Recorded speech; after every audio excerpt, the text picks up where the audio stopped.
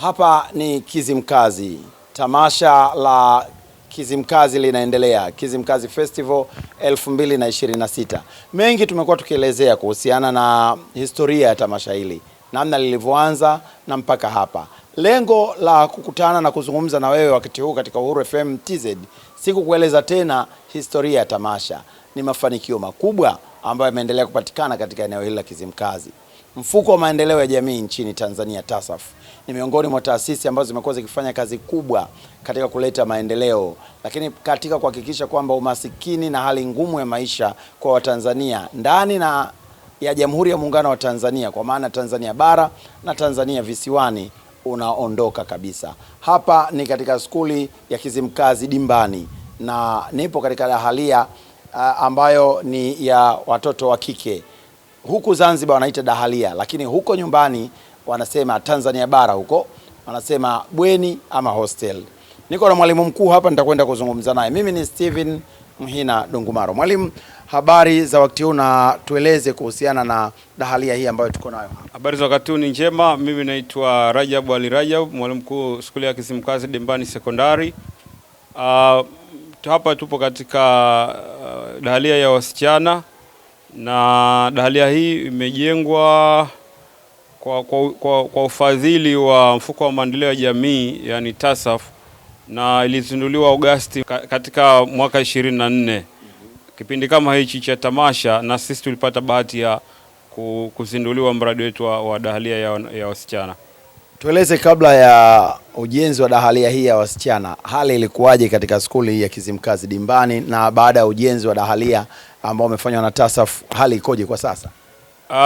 Hapa tulipo ni eneo la skuli ya Kizimkazi Dimbani. Kabla ya ujenzi huu hapakuwa na jengo, of course walikuwa na mwitu, na wakati tulikuwa tukikaa kambi kwa ajili ya matayarisho ya mitihani ya kidato cha 4 na cha pili mpaka standard 7, tulikuwa tukitumia madarasa kwa ajili ya malazi kwa wanafunzi, lakini mara tu baada ya kujengewa hili jengo na kuzinduliwa, sasa hivi tunalitumia kama ni sehemu ya malazi kwa wanafunzi wa kike ambao wanajitayarisha na mitihani ya taifa.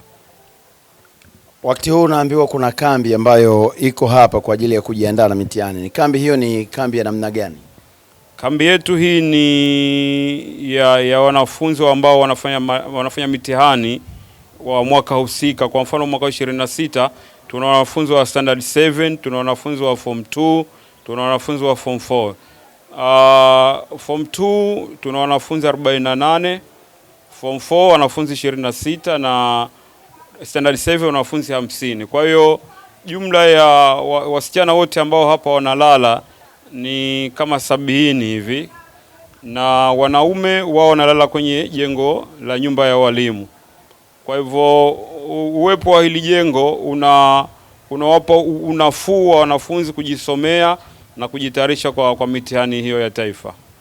Ujumbe wako ni upi kwa mfuko wa maendeleo ya jamii TASAF, moja kwa moja baada ya kuona dahalia hii, mna kipi zaidi cha kuambia jamii kwa ujumla wake? Kwanza mimi nawashukuru mfuko wa hifadhi ya jamii TASAF kwa kutujengea hili jengo, lakini pili ni ushukuru pia uongozi wa nchi na kwa kuona iko haja ya kujenga hili jengo ili kupunguza ukali wa kambi na wa maisha kwa jumla. Lakini ujumbe wangu kwa TASAF, kwanza na wapongeza, lakini pili na waomba waendelee kutusupport, kwa sababu hili ni jengo ambalo ni la wasichana, lakini pia tuna mahitaji ya jengo kama hili kwa wavulana. Mwisho kabisa, mfuko wa maendeleo ya jamii TASAF ni miongoni mwa taasisi ambazo zimekuwa zikifanya kazi kubwa sana katika kupambana na umaskini kwenye taifa letu la Tanzania. Umekuwa na program mbalimbali, umekuwa ukifanya kunusuru kaya maskini katika mambo mbalimbali. Wamefanya hii kazi ambayo umetuambia hapa na tunaiona na mtazamaji anaitazama moja kwa moja. Una ujumbe gani? Kwa sababu TASAF ipo chini ofisi ya makamu wa pili huku kwa maana ya Zanzibar, lakini pia kule bara na yenyewe pia ipo. Nataka useme kwa maana ya serikali ya awamu ya 8 ya Zanzibar, lakini pia kuiambia serikali ya Jamhuri ya Muungano wa Tanzania kuhusiana na umuhimu wa mfuko huu pia ambao najua viongozi wanaujua, lakini bado kuna kitu naweza kuzungumza.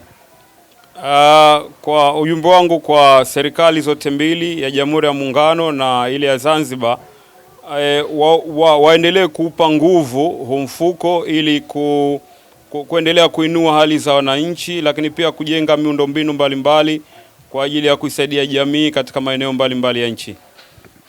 Ni mwalimu mkuu katika skuli hii ya Kizimkazi Dimbani ambaye amezungumza nasi, na tuko katika dahalia ya watoto wa kike ama wanafunzi wa kike hapa Kizimkazi Dimbani, ambayo imefanywa ama imejengwa jengo hili na mfuko wa maendeleo ya jamii TASAF, na ilizinduliwa mwezi wa Agosti mwaka 2024 katika sherehe kama hizi za festival ya Kizimkazi.